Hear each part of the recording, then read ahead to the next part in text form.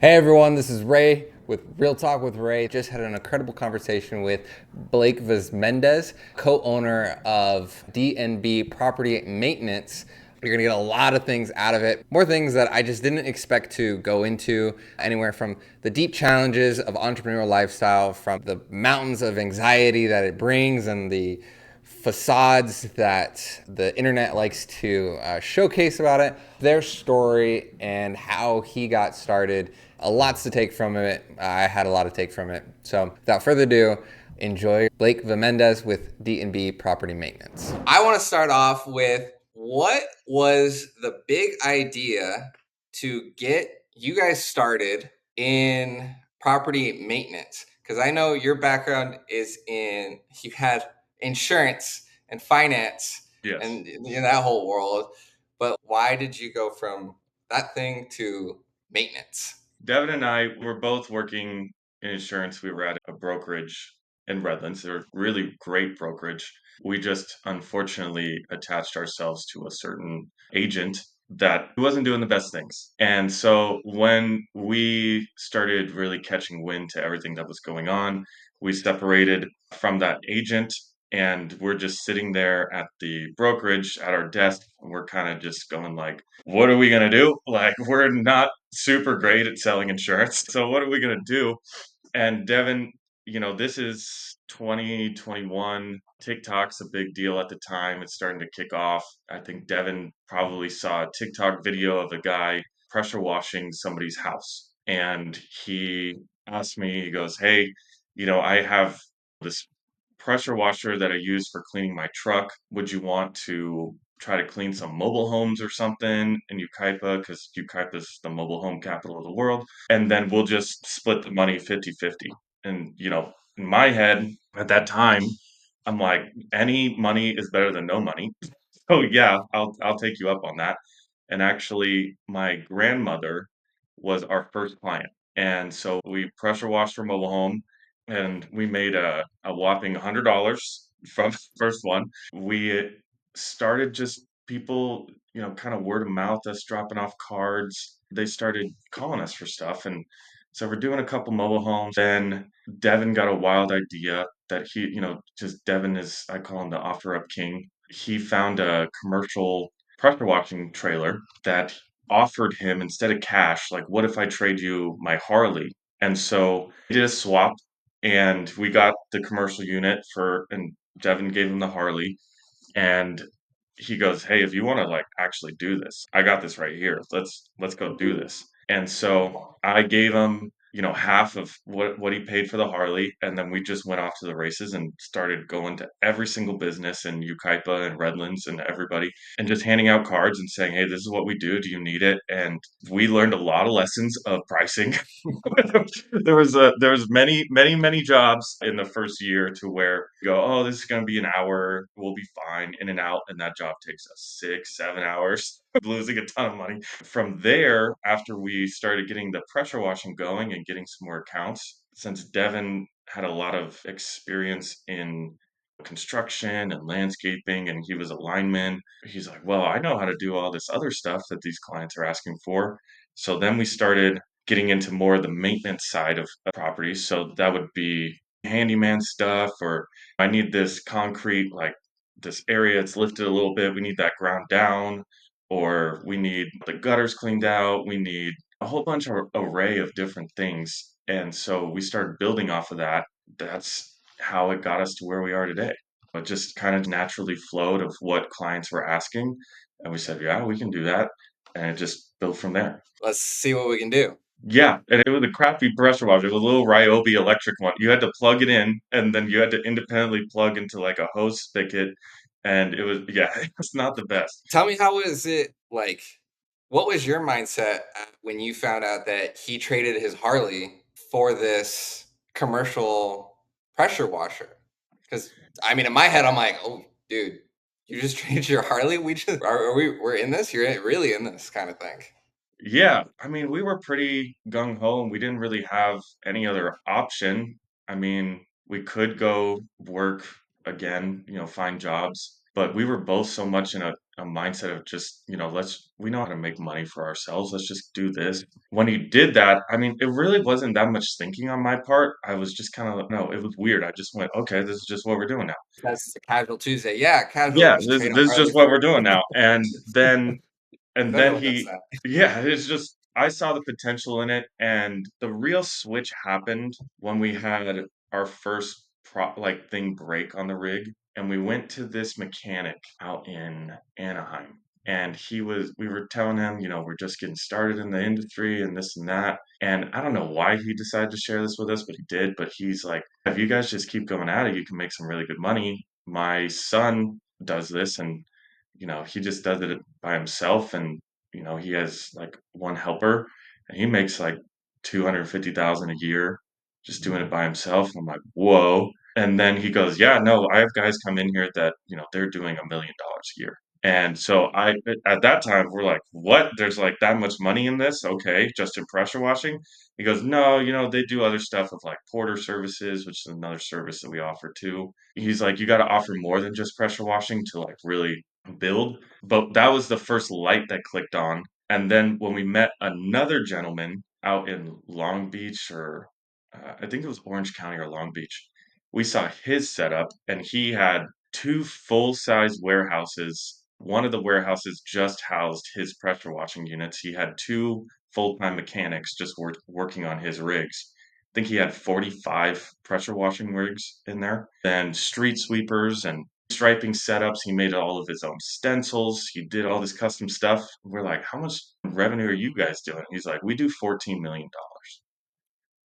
I'm like, I'm like, okay, here we go. So then, like, those two encounters made us like switch the lights on to going like, okay, there is a route for us here. There is opportunity. We just need to figure out how to do it. And so that's just really clicked to get it started. When you had the aha of like, oh my gosh, I can make this a reality, a living, and then some, what has been maybe the biggest challenge you've faced with, starting to grow your company? Because I know you have a team now, you have guys, you have hmm trucks, and I'm assuming you're not the only people in all of the Inland Empire that does what you do. So yeah, talk to me like what has been the obstacles you guys have overcome? So, I mean, obviously, the first challenge that every new business faces is just finding customers. You know what I mean? It takes time to establish yourself. It takes time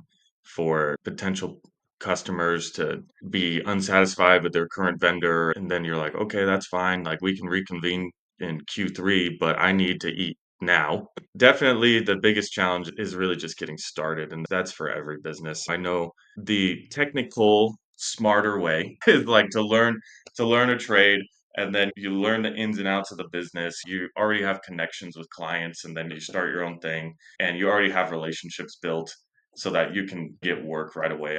I know some owners that have done that, but for us, not really knowing the industry, not knowing pricing, not knowing any contacts of where to go and who are the best clientele, it just takes time. And it does take a level of faith that is not so much for the faint of heart.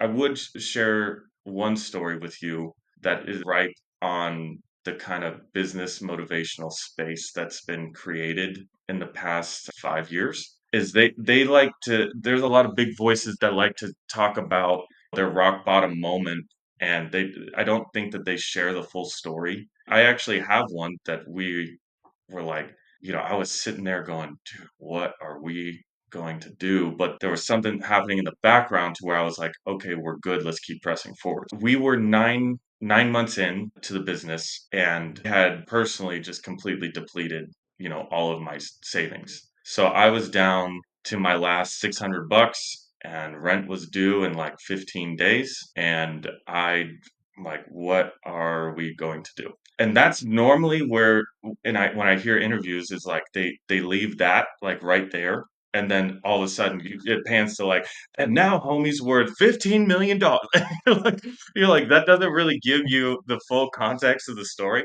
So the full context of why, in my head, I decided to like, no, we need to double down and keep going harder, is I'm stressed out that I'm down to my last, 600, but we had recently just acquired an account that we knew that we had, $20,000 coming in, but they were late on paying. And so we just didn't know when it was going to hit. We didn't know if it was going to hit tomorrow. We didn't know if it was going to hit when after rent was due. We didn't know. But I knew that it was coming.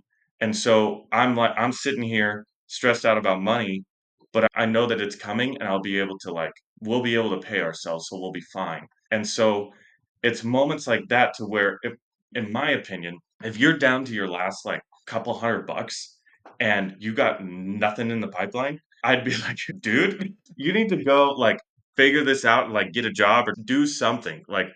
That would be, I don't like to give the advice of just keep doubling down and keep putting in and keep going, because I'm also, as optimistic as I am, I also like looking at reality in an objective sense of just saying, hey, if nothing is showing that this is actually going forward, you can still, have your dream and believe in that and keep working on it.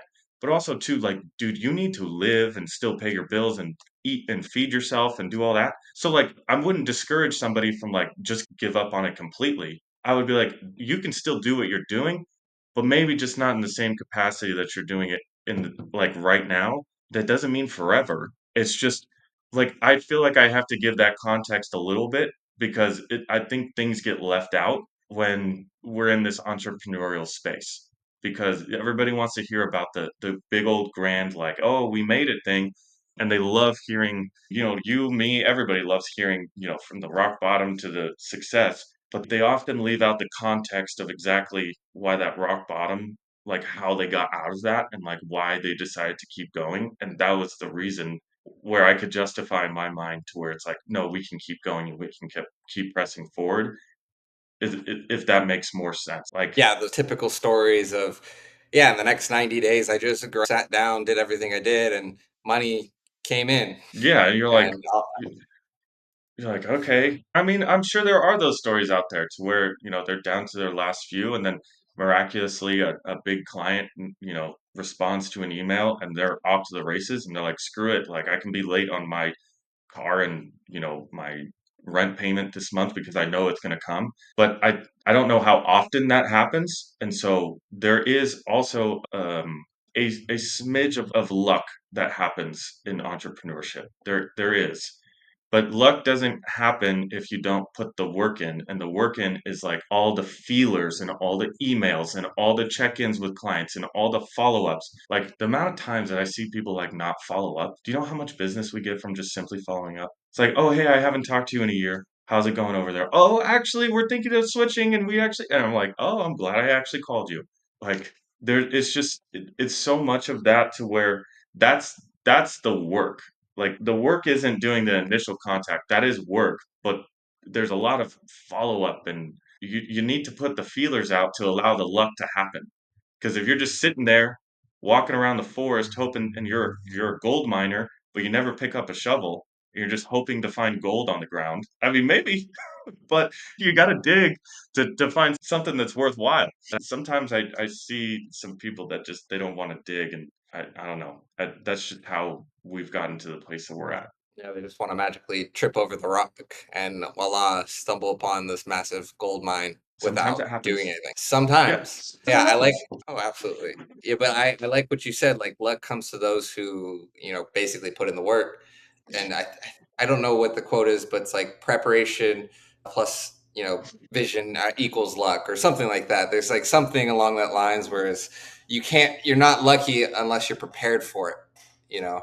It's just create your own luck in the entrepreneur space, right? Yeah, Your own luck. definitely do. Well, that's quite a lot of, thank you for sharing that. What, let's talk about you and your partner. How did you two know each other and made you think yeah, I'll go into business with him? I mean, I know you guys had background of you guys worked together in the finance industry, but tell me a little bit more about you two. So he had been dating my sister for a year and a half. So I'd known him for a while. At the time when it was coming to the insurance stuff, it was actually quite successful. And so he knew that I wanted to get into sales and get into that stuff. And So he referred me over there and we started working together. And obviously, that blew up. He couldn't have known. Neither of us really could have known everything that was going on. But then, I think we both just saw each other's work ethic. I saw him in the office and he would send emails out all the time. He was doing a bunch of stuff all the time. And when it was coming to sales and stuff, I was bringing in sales independently, a decent amount. I think it was just the right place, right time. And we also fit well together because things that he's really, really great at, I'm not so great at. And things that I'm really great at, he's not so great at. So, and things that I like to do in business, he doesn't like doing all. And things that he likes to do, I'm like, this is so boring. I don't want to do this at all. So it really matches well together. And having a business partner helped in growth. It's kind of like the saying, the adage of, parents seeing single mothers or single dads of just going, oh, I don't know how they do it by themselves. Like, this is so much work. I kind of look at the same thing with like single owners. I'm like, I don't know how you're doing that all by yourself. Like, that's really impressive. Like, we're able to just split forces a lot and it allowed for quicker growth. Well, a lot of people talk about the challenges of actually being in a business partnership rather than just a single entrepreneur. Like for me, like I own my business. I don't to like make sure it's okay with someone. I've worked with like my best friend and I have tried to start businesses in the past. Hmm. And I think you said something key that where it's like all the stuff that you like to do, he doesn't like to do. And with my best friend and I, like we like to do the same things for the most part, and we Hmm. don't like to do the same thing. So it's not the good yin and yang. You take care of operations, I'll take care of marketing. We're like, well, we both want to do like the marketing and Yeah, the I get sales, you. whereas for me right now, it's like if I don't want to do operations for something, like I got to hire out or, stuff like that, I get to decide like the big vision. So yeah, so a lot of people say like if you're going to go into business with a partner, you got to choose wisely. Like I've also had a client, he does franchising for this soccer shots, and Hmm. he had a business partner that took $500,000 from. Oh, geez. So yeah, so there's horror stories. Not saying it's gonna happen to you, but like it's interesting to say. It's like you see the other side. It's like I couldn't imagine it the other way.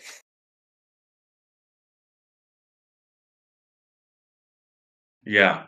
So there definitely has been challenges, but I think the biggest thing that Devin and I have is that we trust each other on the really big, important stuff. And we do have a shared vision. We don't see this being a small, we want to keep growing. We want to keep striving and pushing and doing all that. And so I know for some partners, there reaches a point where they just want to let off the gas and they're like, I'm good right here. And the other partner is like, no, we need to keep going.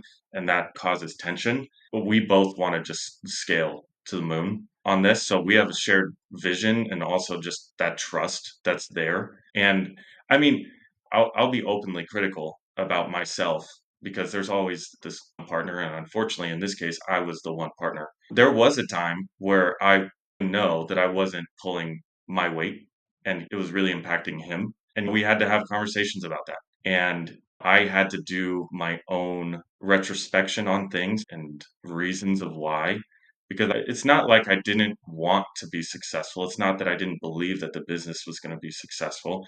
Ultimately, it was just really coming down to like insecurities in myself. And one of my main issues that I found is when I get insecure, I tend to just kind of shut down a little bit and not want to move a whole lot. And I needed to pull myself out of that. And that's one of the reasons why I love entrepreneurship so much is because entrepreneurship will show you everything about yourself. It'll show you what you're good at, what you're not good at, what your flaws are, what things you need to work on, not only in like business but also in personal stuff. It just, there was a few moments to where I went like, okay, no, I'm screwing up here. I need to figure it out. And so, I'm willing to share that because, that's part of the story. I'm not gonna if we're doing an entrepreneurship podcast and of like real talk.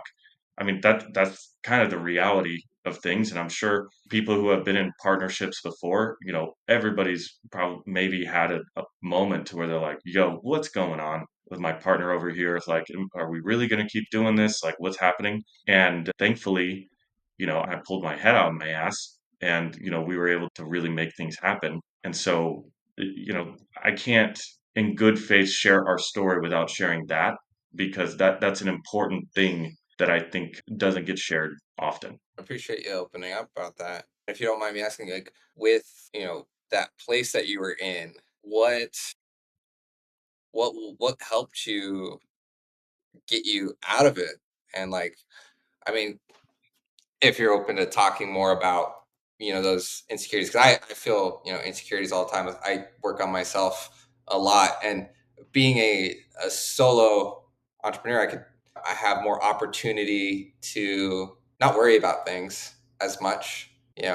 I haven't gotten to a full-time employee. I just have per gig. I have a gig here, I have a gig here. I hire a freelancer. It's kind of like a contractor type of thing. So I can hide sometimes. I can hide from Mhm. myself. The insecurities, and I mean, are you still battling with them? Like, what's if you're open to sharing anything about Yeah, that? I mean, sometimes, yeah, I battle with them, but it's kind of it's a muscle that you just learn to develop. I mean, if you're going to bench press 300 pounds off the first time, it's probably not going to work. But if you work your way up, eventually 300 pounds, you can do it. But I mean, it's kind of the same in the same example. I mean, you're not going to be perfect at it. You're going to have to work your way up to it and build your tolerance and build your capability. But what got me out of it is just simply realizing that whatever stress that I'm feeling, it gets solved by just getting stuff done, like just getting it done. So if I'm stressed out about something or I'm worried about something, just go do the task. Just go do the task because then you won't be so. And I know it sounds simple and it's harder in practice, but if you're stressing out about like, oh, I need to get this back end work done and I really don't want to do it and I push it off, I'm going to push it off tomorrow.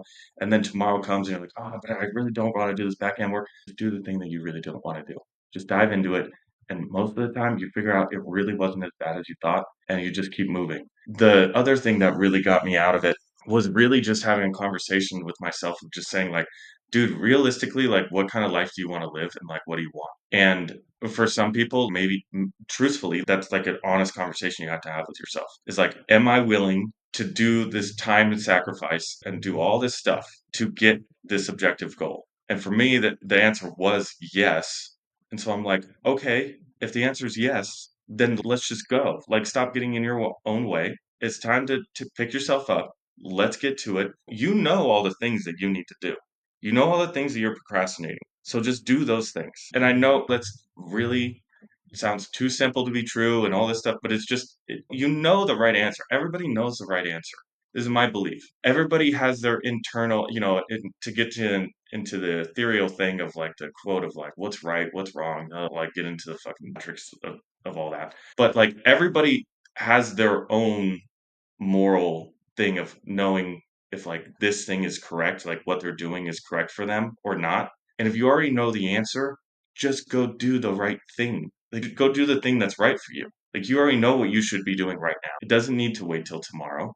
Just get it done right now so that tomorrow can be the next thing. Living in that simplicity helped me a lot. It just got me moving. It wasn't perfect at first. It really wasn't perfect, and I'm still not perfect. I'm far from it. But it got me moving, got me out of my stagnant area, and it allowed me to clear up my mind a lot. Some deep work that you did. Really, I love how you sat down and was like, is this worth it? And because, I've had to do that myself. And, sometimes I'm like, there's a lot of different directions you can go. It's like, which direction am I going? Is this still the thing? Hmm. Is this next thing worth it? Should I, I've created an offer where I'm hosting a podcast, but also I have video commercial clients. And it's like, okay, which is the thing worth going for the life I want. I love how Hmm. you did that. And something important that you mentioned was that when you put off the thing that you don't want to do, it keeps piling up and piling up.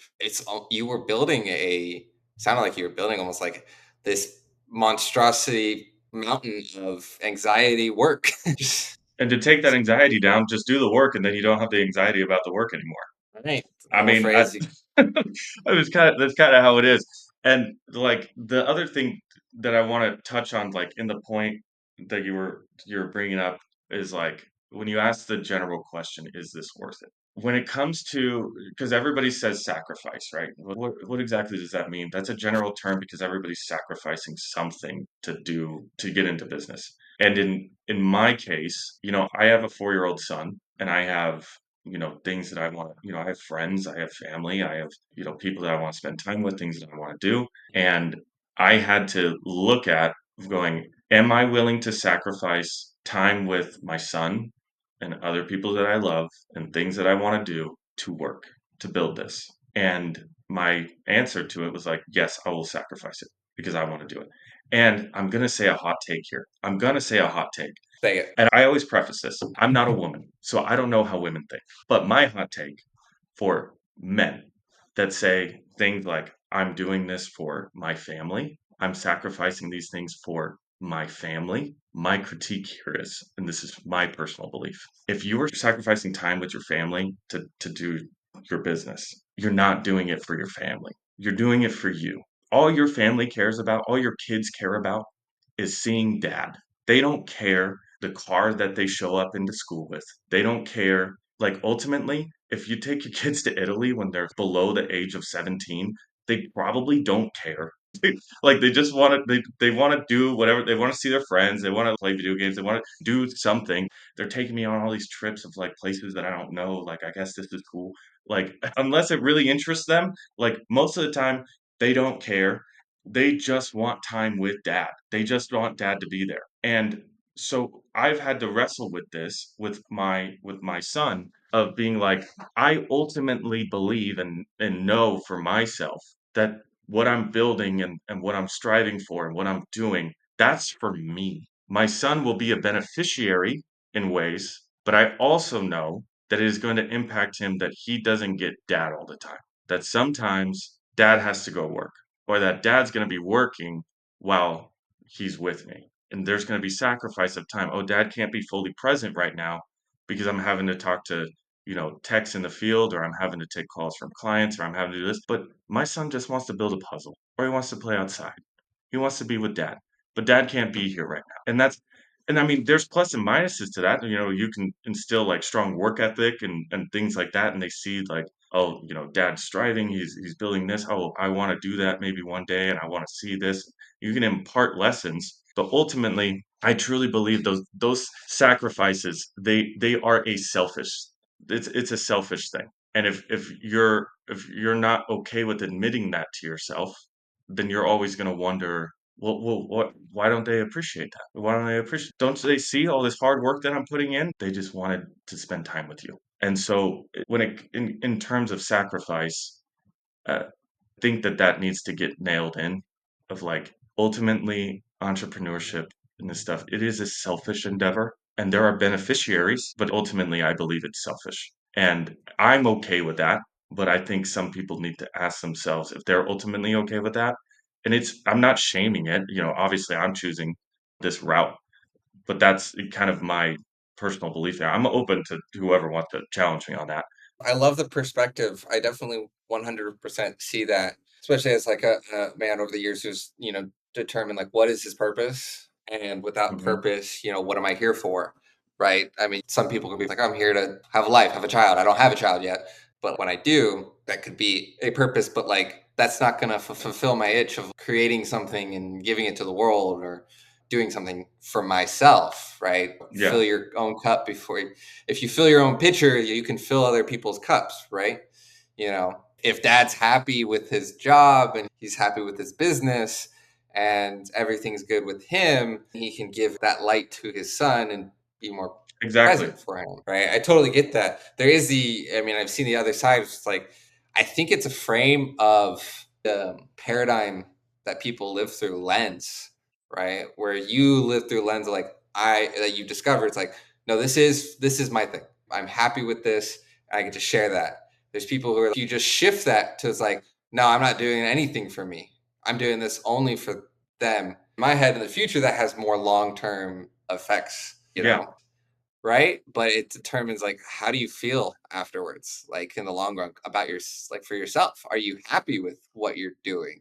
There's guys who, like, you think of people who have 9 to 5s that they hate, But it's like if they don't do that, then they don't put food on the table for their kids, Mhm. right? And those guys, I've heard it before. It's like I do this so they can eat. Like I hate it, but like I do it so they can eat. So I mean, sometimes, Yeah, yeah, and ultimately, I don't think selfishness is really a bad thing. I think, that word gets used a lot in a very negative context, but just like you were alluding to, like if we're not focusing on the thing that fills our cup and makes us happy, ultimately that unhappiness goes in, your personal relationships and your family, and they become another beneficiary of not so happy dad and angry and unfulfilled. So in my case, I found that, that sacrifice is worth him having a dad that's proud of what he's doing in himself and able to show up. And maybe I'm not showing up all the times that I'm hoping that I can do, but the times that I do, I'm there and I'm present. And so that has allowed me to wrestle with that thinking and be okay with it. There was something else that I was going to say, but I forget. that's great. I love that. Son, your son, I'm sure your son will thank you for the work that you do I when hope so. he's old enough to remember. Yeah, you said like selfishness is not a bad thing. Yes, my girlfriend and I, we sat down and determined what our values were together, and we picked four. One of those was honoring each other and ourselves. And so, and in doing that, it's like, how do we got to make sure ourselves we honor the body, mind, body, and soul, um, and then we make sure whatever they're doing, we honor what they're and respect their stuff too. And so this is, in essence, I see that like equal. Selfishness is honoring the self without the Hmm. negativity attached to it, because selfish has that negative connotation towards it in society. But if you don't, if you aren't happy, your kids gonna feed them, like you said. You're not honoring yourself, and you're not honoring him. Oh, this is the other thing that I was going to say that because you brought up the 9 to 5 scenario, and this is another thing that I see, with the guys selling, entrepreneurship courses and things like that, and the 9 to 5 jobs, or like any terms of having a job, is so shit on these days that I just don't agree.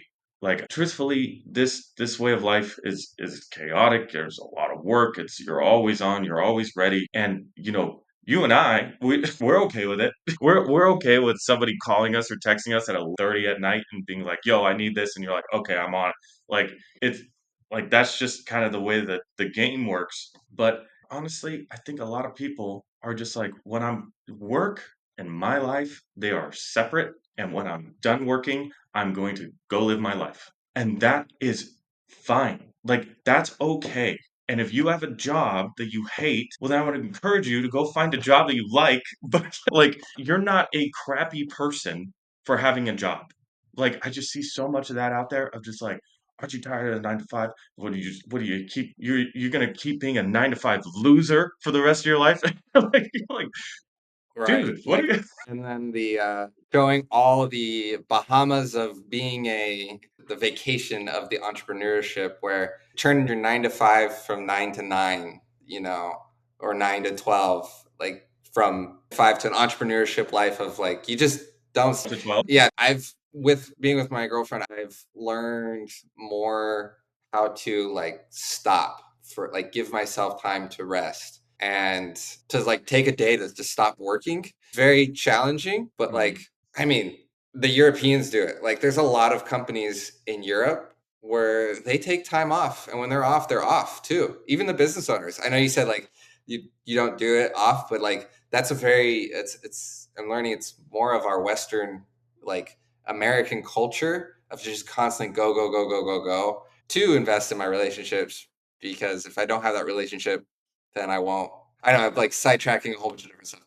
No, this is actually perfectly on track because it also still stays in the theme of the sacrifice aspect of, because I also hear this sometimes of people that have jobs, and they complain about billionaires and mega millionaires and the things that they have, and the yachts and all this stuff. And honestly, like, if you really pick that down, the CEO of Coca-Cola has way less freedom than somebody working a 9 to 5. Just because they're on that yacht doesn't mean they're able to enjoy the yacht. Do you know what I mean? Doesn't mean that they're not on somebody calling them and something's going on and it's a problem that they have to fix and this and that.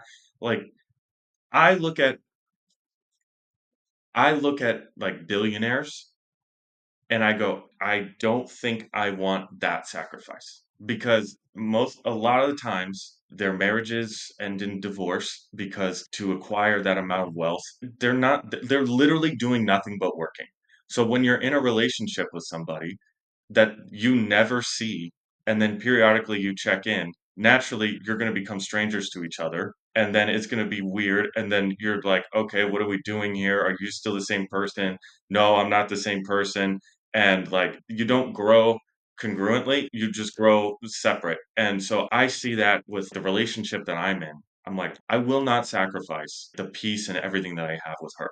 I won't. It's so important to me that I just, anything that will get in the way of that. So there are sacrifices everywhere, and you just have to see like what you're willing, what you're okay with. And for everybody, that's different, and it's all okay and it's all fine. But again, I really just don't like this shitting onto the 9 to 5 culture that's been brought up recently in the US. I think it's cool that we're getting a new boom of entrepreneurship. That's awesome because there needs to be new injection of competition in here because there's a lot of, monopolies going on and things that are happening. And, I enjoy seeing the new faces of entrepreneurship. But at the same time, if people are out there crapping on people for having a 9 to 5, I often look into their companies and they employ people. So are you actively like crapping on the people that you employ? Like you can't do this all by yourself and then you just turn around and crap on everybody that you just employed? Like Good old that's market. yeah, it doesn't make a lot of sense to me.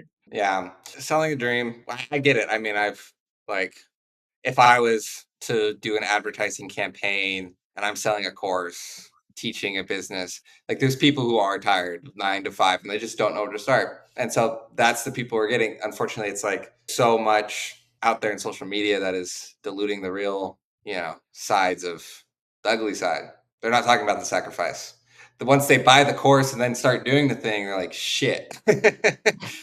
I like the 2 stages that Hermosi lays out. He's like, whenever anybody gets into a business, they have uninformed optimism. And Mm, then the next stage, when things get hard, is informed pessimism. Like, it's yes, funny. it's very funny and it's very good. It's very true. And I could say that from my own experience. So back when I was in college, it was senior year, first semester senior year. I was looking for new jobs and stuff like that, or new opportunities. Don't know exactly how I came. Oh, it was an ad. It was an ad from this marketer. Last name is Becker, Toby Becker, something like that. But he basically promised the whole moon by selling these cups online. Like, you want to know how you could sell these widgets online and be able to live anywhere in the world, and make X amount of money in 30 days or less, which is still a common thing that people advertise to. But this was before it was super saturated, before Shopify was super huge. So this is all drop shipping stuff. I don't know if you're Yeah. familiar with money back guarantee. And then I they was like, make it okay. impossible to get your money back. Well, thankfully, actually, no. This was good. I Oh, got my money. okay. So I got my money back. Let's tell you, I did not succeed in 30 days. I created a business called Hike a Lot Spot, and I thought I was doing the hiking niche.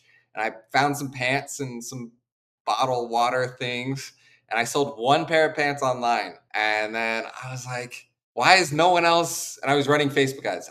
First time I was running Facebook ads, no idea what I was doing, did not know psychology, did not know marketing. I didn't even think I was running a business. I just thought this was the thing, promised me a life. I wanted it. And no idea like why like things weren't working. If I had more money, I would have probably kept going. And if I sold more, I probably would have kept going.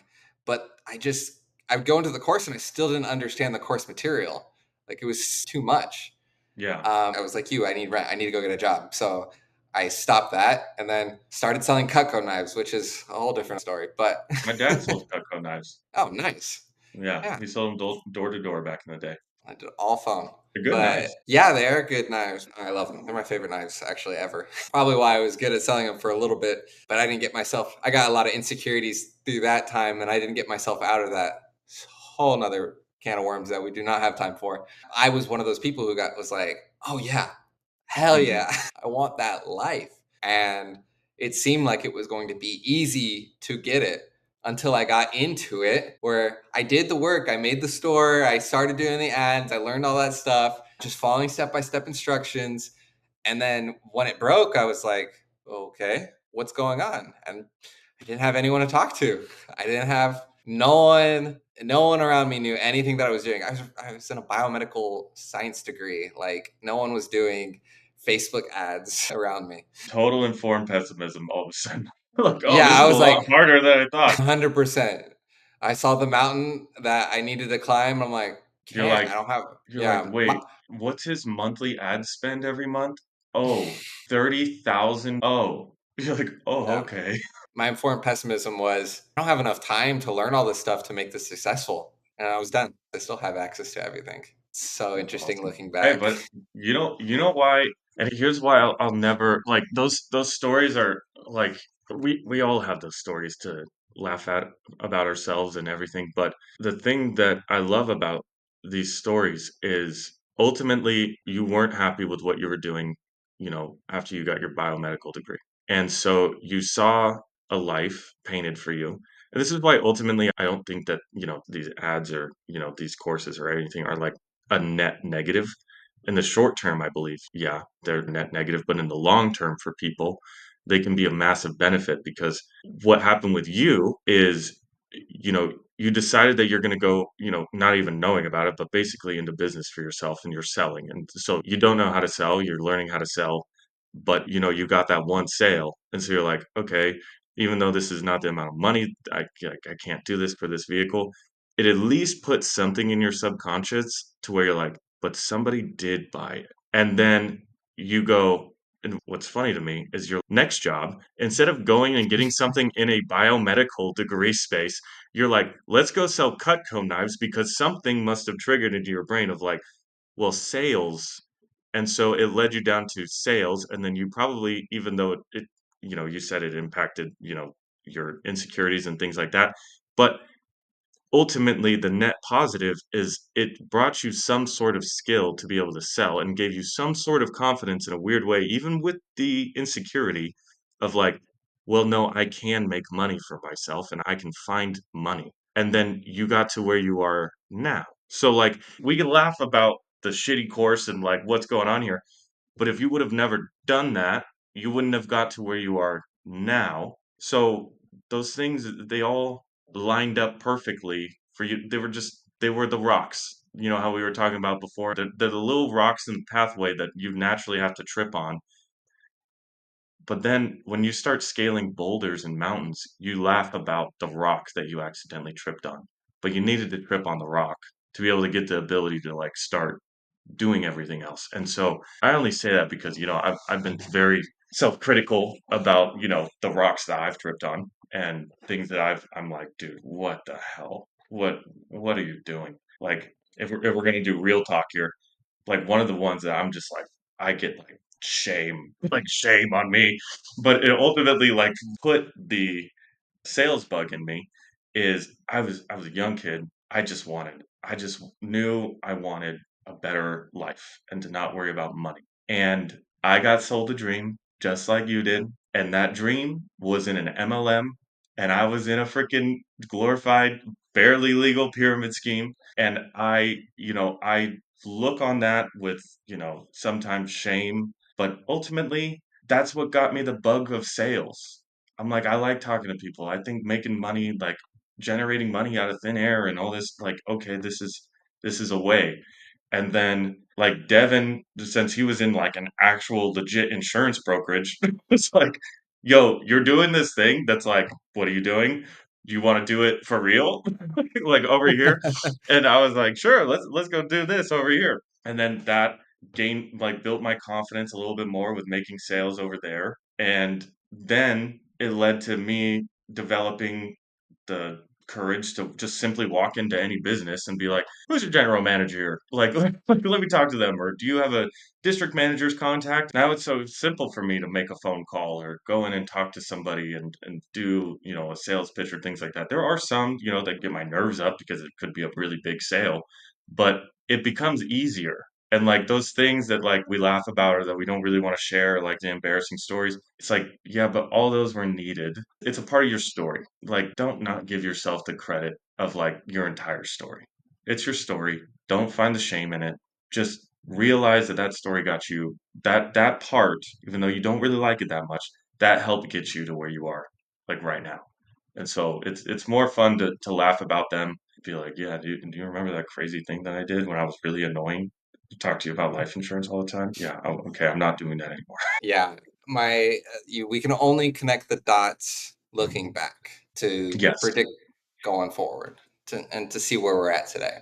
We can only understand the past, where we're at looking back. That's it. Yeah, I love that. It's funny. I always think, thought popped in my head. I was like, I wonder how those pair of pants were. I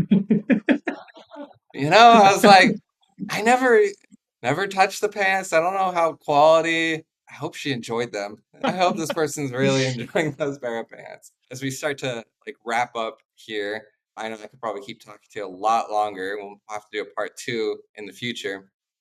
Just a couple questions. One, right now, who do you look up to? Who are mentors for you, your business, maybe personally, professionally? Yeah, I mean, I don't really any business mentors that are tangible. I mean, I would love to be able to call them up and be like, hey, I got this idea, or like, what do you think about this contract? What do you think about how I structured this deal? Like, what's going on? That would be great. That would be very helpful.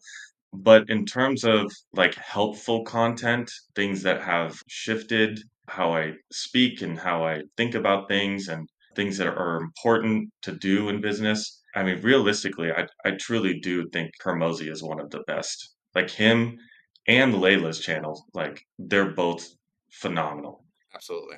They're like the amount of value, like I get the books and I read the books and I'm like, oh, aha. And that would be probably like the closest thing, even though I probably will never meet Alex. Alex will never know about me. Never say But never, my friend. he like the stuff that both of them have put out has been tremendously helpful. So anybody that is in a business space and like wants like truly helpful content, like it's for free. And also too, I like that he's upfront with his model. He's like, I'm putting all this out there for free to get businesses to like $2 to $4 million in top line revenue so that I can invest in them. And then that's how I make my money. I'm like, this is very upfront. It's very upfront, and I like that. You're not like just give everything to you for free to get you to that point, and then it's like, and then let's talk. That's awesome. That's awesome. And then if you were to have a billboard that said one thing, a word, a phrase that everyone could see, what would it say? Billboard, like for the business. For you, for like a legacy or anything that you'd want to say. Yeah, D&B, hire us now. Yeah, exactly. It would be hire us now. Um, Unrelenting, because you said one word. Because Or one of the phrase, things, or phrase. yeah, like one of the things that I just like, it's just a core belief within my is just I just won't give up. I won't give up. If it gets hard, okay, good. It's supposed to be hard. What do you think is going to be easy? Just don't give up. Because I have, and I apologize if this rant takes us over time. But and also too, I would love to do a part two with you if you want to get into like more of the nitty gritty of like the business and everything.